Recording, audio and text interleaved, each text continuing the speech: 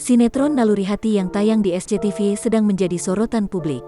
Pemeran utama wanita dalam sinetron Naluri Hati pun mencuri perhatian banyak orang karena parasnya yang cantik. Aktris cantik tersebut bernama Sanis Margareta. Dalam sinetron Naluri Hati, Sanis Margareta dipasangkan dengan Samuel Zilgyun. Pada sinetron Naluri Hati tersebut, Sanis Margareta berperan sebagai Dinda yang mengalami amnesia yang kemudian ditemukan oleh Zain yang diperankan oleh Samuel Zilgyun, sehingga dipanggil Naila. Berikut 7 potret cantiknya Sanis Margareta yang berperan sebagai Naila di sinetron Naluri Hati.